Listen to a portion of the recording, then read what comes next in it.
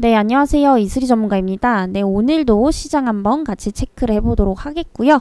막간에 또 저희 프로그램에서 뽑아낸 종목군들 몇 가지 엄선해서 또 브리핑 드릴 예정이니까요. 네, 영상 끝까지 시청 부탁드리겠습니다. 일단 오늘의 경우에는 좀 어제와는 달리 시장이 좀 조정을 받고 있죠. 근데 오늘 같은 시장은 사실 좀 상승할 이유가 없습니다. 그래서 지금 변동성을 키우고 있는 세 가지 요인을 좀 꼽아봤는데요. 첫 번째는 알카에다 수장이 사망을 했다라는 사실입니다. 일단은 한 국가의 우두머리 혹은 한 조직의 우두머리가 사망을 하게 되면은 증시에 절대 좋을 수가 없습니다. 왜냐면은 뭐 사망 과정에서 만약에 보복성이 또 들어갈 수도 있고요. 어쨌든 사망을 했다라는 것은 추가적으로 심각하면 전쟁까지도 번질 우려가 있고 보복에 대한 어떤 그 보복성 행동을 취할 가능성도 높기 때문에 이는 당연히 증시에 긍정적으로 작용할 이유가 없죠. 그래서 악재로 좀 작용을 하고 있다라고 좀 보시면 되겠습니다. 그래서 변동성을 좀 키우고 있다. 요 정도로만 좀 보시면 될 것 같고요.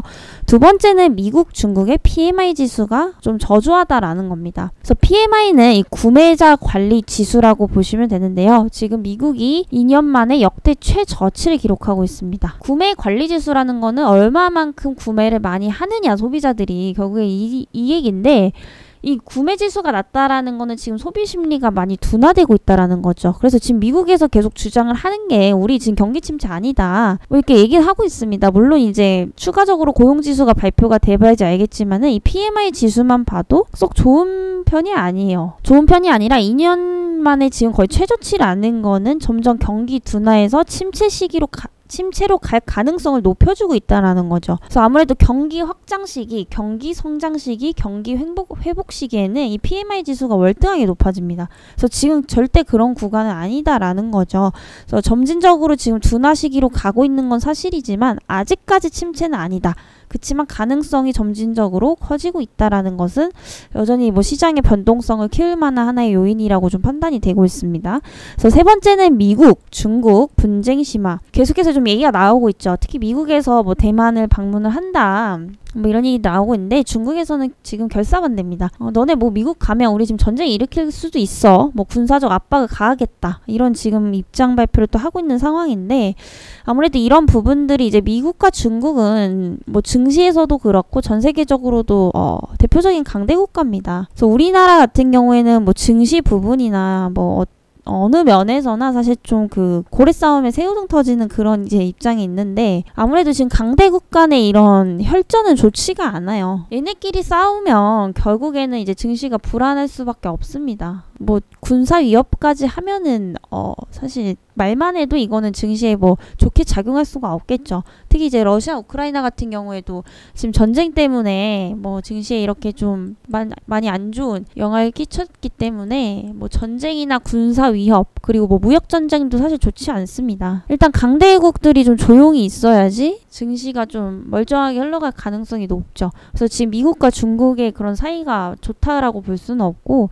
계속해서 좀 대립을 하고 있습니다. 그래서 과거 2019년인가요? 18년도에도 미중 무역 전쟁 굉장히 좀 가시화가 되면서 우리나라 증시는 정말 많이 빠졌습니다. 단기간에 몇 포인트 빠졌는지 제 기억이 안 나는데 정말 많이 빠졌어요. 코로나19 이전 코로나 수준까지는 아닌데 그 정도의 한 3분의 2 정도까지는 빠진 것 같아요. 한 2달 동안. 그래서 정말 이 강대국 간의 싸움은 좋지가 않다. 그래서 지금 굉장히 좀 뒤숭숭한 느낌이 없지 않아 있습니다. 그래서 1, 2, 3번. 이거는 결국에 심각하면은 전쟁 우려 혹은 보복 우려에 대한 부분들이 있는 거고 얘는 이제 경기 둔화, 경기 침체라는 우려가 있는 거고요. 그리고 이거 역시 뭐 무역 갈등, 군사 대립까지도 갈 수 있다라는 거. 뭐 사실 전쟁이 그렇게 쉽게 나는 건 아니지 않습니까? 그래서 뭐 전쟁이 난다라기보다는 뭐 전쟁이 꼭 아니어도 무역 갈등이라든지 이런 강대국 간의 싸움은 그다지 좋지가 않습니다. 예. 어쨌든 얘네끼리 싸우게 되면 결국에는 이 무역 전쟁으로 가요. 그래서 예전에 이제 미국에서 그 중국에 대한 무역을 굉장히 많이 제재를 했었죠.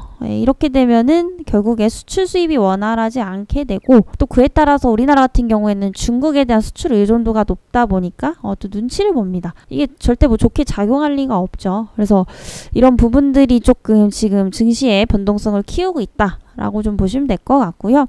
어찌됐든 이 1, 2, 3번도 문제지만은 전반적인 경제는 우리는 사이클 중에서 지금 후퇴 시기에 있다. 이 정도로 보시면 될 것 같습니다. 그래서 그 전반적으로 경기 자체는 어떻게 돌아가냐면 회복이 어때요? 화랑기가 오죠.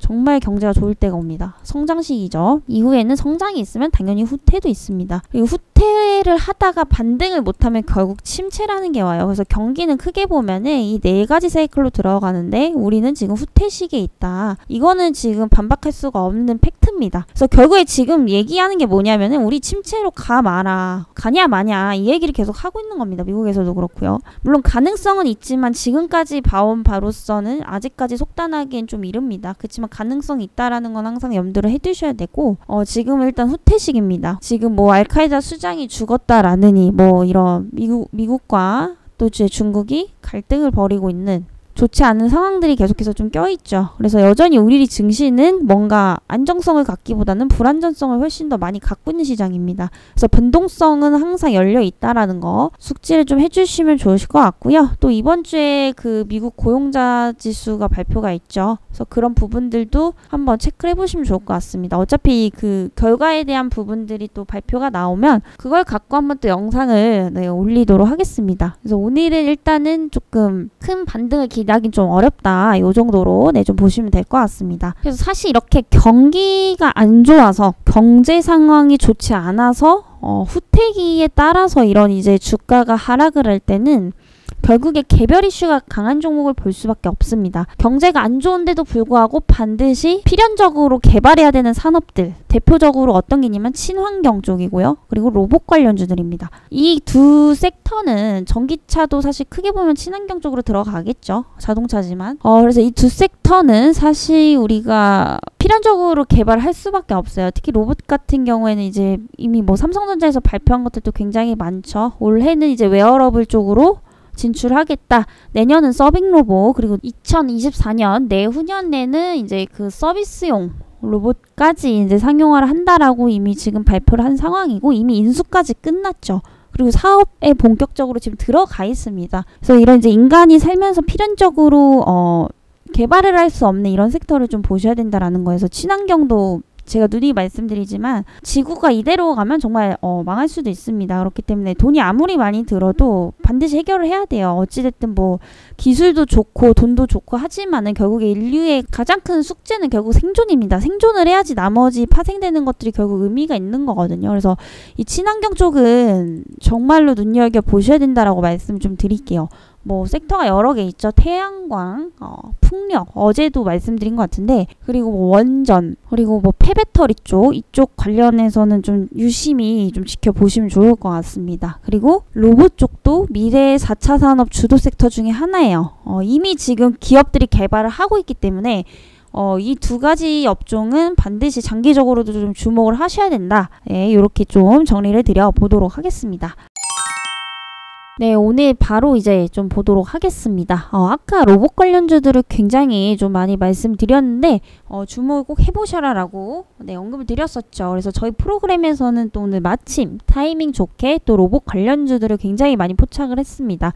그 중에서 가장 눈에 띄는 게 이제 변동성이 가장 강한 유일 로보틱스죠. 이 종목의 경우에 이제 장중 최고 25%까지 갔는데 저희는 오늘 29.39%에 총 3번에 매도를 했습니다.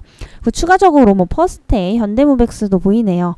그래서 오늘 이제 시장이 이렇게 조정권인데도 불구하고 이 정도의 수익률은 시장 평균치를 훨씬 상회하는 수준이죠. 그래서 이런 식으로 오늘 어떤 이슈가 강하고 앞으로 강할 게 무엇이냐 이런 이제 시장 흐름을 굉장히 좀 잘 파악하셔야 됩니다. 오늘은 저희 프로그램이 이런 것들을 다 포착을 해줬네요. 그래서 유일 로보틱스, 해성 TPC, 휴림로봇, 퍼스텍. 영상을 꾸준히 보신 분들은 아시겠지만 매일매일 이렇게 포착을 해주고 있습니다. 그래서 오늘 유일 로보틱스 한번 보도록 하겠고요. 일단 삼성전자에서 굉장히 좋은 소식이 나왔습니다. 그래서 사실 일자리 면에서는 좋은 건 아닌 것 같아요. 아무래도 사람이 할 일을 점점 기계가 대신 하다 보니까 마냥 좋은 소식은 아니지만 이 기업에 있어서는 호재거리입니다. 그래서 삼성이 2030년에 바로 무인 공장화 시키겠다.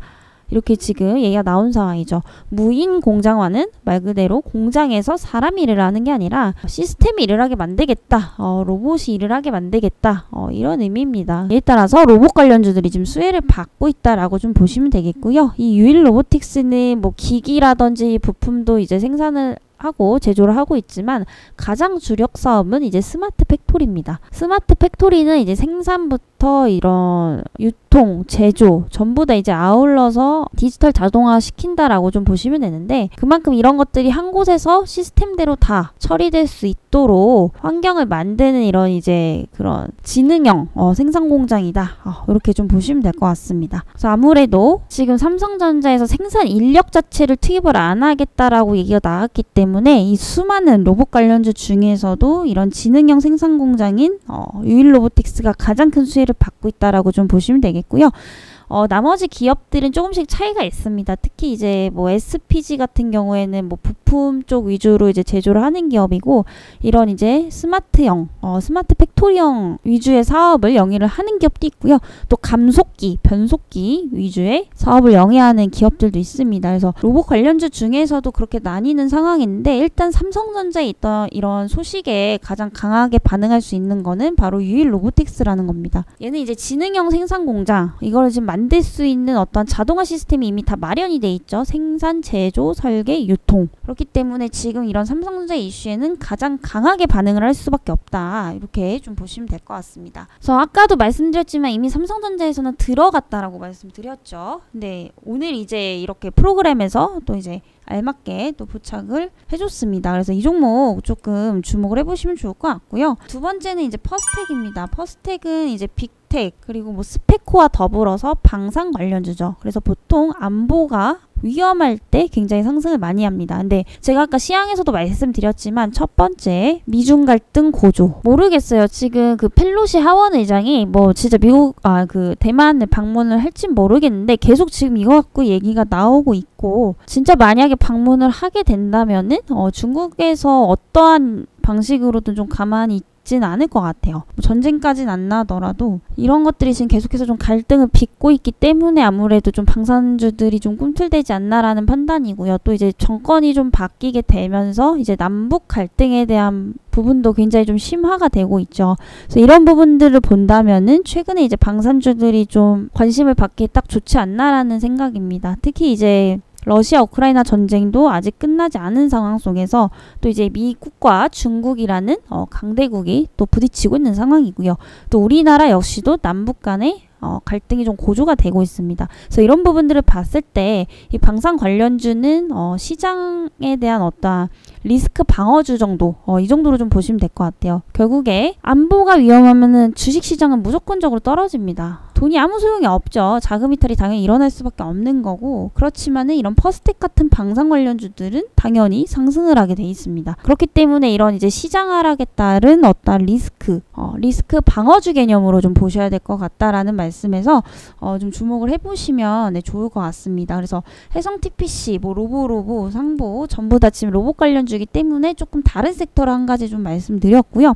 이 종목 역시도 오늘 6.57%, 지금 6.83% 지속적으로 좀 상승을 하고 있네요. 시장 대비 여전히 상회하는 수익률을 달성을 했습니다. 그럼 마지막으로 한 가지 더 보겠습니다. 네, 한국카본이고요. 얘는 이제 1.72%. 얘는 이제 급등락이 그렇게 강한 종목은 아닌데 최근에 굉장히 좀 잘 가고 있습니다. 우상향 추세로 이렇게 보시면은 우상향 추세로 굉장히 좀 잘 가고 있죠. 그래서 이 종목 같은 경우에는 올해까지는 좀 실적이 부진할 것으로 보이는데 내년부터의 어떤 그런 회복이 좀 기대가 되고 있습니다. 일단은 지금 상승 예측이 85점이라는 높은 점수를 받고 있고요. 일단 외기 점수를 보시게 되면 60점인데 지금 시장에서 어쨌든 수급이 원활하지 않다라는 점을 감안한다면 60점이라는 이 외인 기관 점수도 중상위권이다라고 좀 판단이 되고 있습니다. 어쨌든 지금 심각한 거는 뭐 외기 점수가 30점도 안 되는 게 많아요. 그만큼 이제 그동안 외인이라든지 기관들의 수급 이탈이 많았다라는 증거고 지금 어쨌든 지금 같은 시장에서 60점 나쁘지 않습니다. 양호한 흐름이고요. 상승 예측 역시도 85점이라는 굉장히 높은 점수를 받고 있는 기업입니다. 그래서 지금 크게 보시면은 여전히 좀 박스권으로 흘러가고 있는데 어쨌든 여기 지금 가장 중요한 라인이 15,000원일 것 같아요. 그래서 15,000원 이상 돌파해서 안착을 해준다면은 결국에 박스권은 이미 뚫고 상승을 하고 있는 거기 때문에 추가적인 또 우상향이 기대가 되고 있습니다. 다만 보시면 지금 4거래일째 눌리면서 올리고 있죠. 결국 한 번은 조정은 좀 나올 것으로 좀 예상이 되고 있는 상황인데 신규 관점에서는 사실 조정은 매수의 기회가 또 될 수가 있겠죠. 그래서 이 한국화분 같은 경우에는 지금 그 LNG 본행제 기업이다라고 보시면 될 것 같습니다. 최근에 그리고 LNG에 대한 수요가 많이 늘고 있죠. 그리고 LNG 같은 경우에는 이제 액화를 하려면 그 섭씨한 160도 이상, 마이너스 160도 이상에서 냉각을 해야 됩니다. 근데 이거를 지금 저장하기 위해서는 160도로 유지를 해야 된다라는 거죠. 그렇게 되면 당연히 이에 따른 본행제에 대한 수요가 있을 수밖에 없습니다. 그래서 이런 LNG에 대한 본행제를 독점하고 있어요. 지금 이 동사 같은 경우에. 그래서 굉장히 좀 탄탄한 기업이다라고 좀 보시면 되겠고요. 올해는 아무래도 1, 2분기 때 좀 실적 부진에 따라서 아무래도 좀 영업이익이 많이 하락을 할 것으로 예상이 되고 있지만 내년부터 이런 것들이 실적이 좀 많이 회복이 될 것으로 좀 예상이 되고 있습니다. 왜냐하면 한국화분 같은 경우에 지금 수주 잔고가 거의 역대 최대치로 쌓여있기 때문에 일감이 굉장히 좀 많은 상태예요. 그래서 이런 것들이 어쨌든 실적으로 좀 연결될 가능성이 높겠죠. 그래서 이런 것들을 본다면 내년부터 이제 그 실적 회복에 대한 기대감들이 좀 가시화가 될 것으로 예상이 되고 있고요. 그리고 LNG선 수주가 계속해서 늘고 있습니다. 그래서 전 세계적으로 그래서 LNG선 수주, 결국에 뭐예요? 아까 말씀드렸지만 LNG선의 수요가 늘어나게 되면은 이에 따른 본행제가 반드시 필요할 것이다. 그래서 LNG선 수주에 대한 증가는 본행제 수요 증가로 또 이어질 수밖에 없다라는 거. 이런 부분들도 굉장히 좀 긍정적으로 보셔도 좋을 것 같습니다. 그 최근에 이제 엄청나게 큰 규모의 이제 공급 계약을 맺었는데 한 4,500억 정도의 규모가 되는 거예요. 이것도 뭐 본행제 공급 계약인데 이게 4,500억이면은 한국화분이 이제 1년에 내는 매출보다 훨씬 더 큰 규모입니다. 그래서 매출 대비 100% 이상의 규모이기 때문에 이런 것들이 지금 반영이 되면은 매출은 물론 영업이익도 추가적인 개선이 있을 수밖에 없겠죠. 그래서 이게 본격적으로 지금 시작되는 시기가 내년 3분기부터로 좀 보고 있고요. 보시면은 공급 계약 규모가 4,500억인데 보시면은 매출보다 훨씬 더 상회하는 거죠.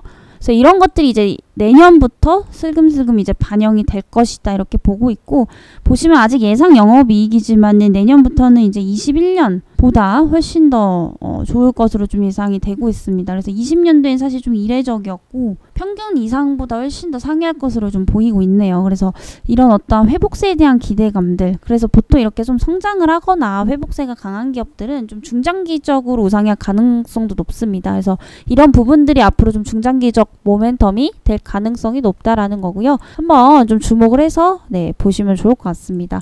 어쨌든 지금 한국화분의 경우에 이런 우리 프로그램에서도 굉장히 높은 점수를 주고 있고요. 차트 나쁘지 않습니다. 기술적 분석 나쁘지 않고요. 수급 흐름 나쁘지 않다라는 거 그리고 내년에 강력한 수혜가 기대가 된다라는 겁니다. 그래서 이런 부분들을 봤을 때 중장기적 관점에서도 좀 괜찮다라고 좀 정리를 드려보도록 하겠습니다. 네, 오늘 방송은 여기까지 좀 마무리를 드려보도록 하겠고요. 오늘 제가 그 로봇 관련주나 친환경 쪽을 많이 말씀드렸는데 저희 프로그램에서도 오늘 이 로봇 관련주들을 굉장히 많이 포착을 해냈죠. 그래서 항상 이렇게 시장이 안 좋을 때는 이제 개별 이슈가 강한 종목군들 아니면 상승할 수밖에 없는 그런 종목군들을 좀 고르셔야 된다라고 좀 말씀드리겠고요. 일단은 그날에 상승할 수밖에 없는 이유는 사실 이슈가 강하기 때문이죠. 보통 이렇게 장세가 조정이 받을 때는 대부분 7-80% 이상의 종목군들이 시장을 따라갈 수밖에 없습니다. 개별 이슈가 있지 않은 이상. 그래서 이런 것들을 여러분들이 단기 매매를 하실 때는 잘 파악을 하셔야 된다라고 좀 강조를 드려보도록 하겠고요. 지금 저희 프로그램에서는 이렇게 매일 당일 상승하는 종목을 장중에 포착을 해주고 있습니다. 그래서 단기 매매 하시는 분들은 좀 관심을 가지셔야 된다라고 좀 말씀드리겠고요. 이 프로그램이 궁금하신 분들은 아랫번호로 프로그램 문의라고 남겨주시고요. 저는 또 다음 시간에 뵙도록 하겠습니다.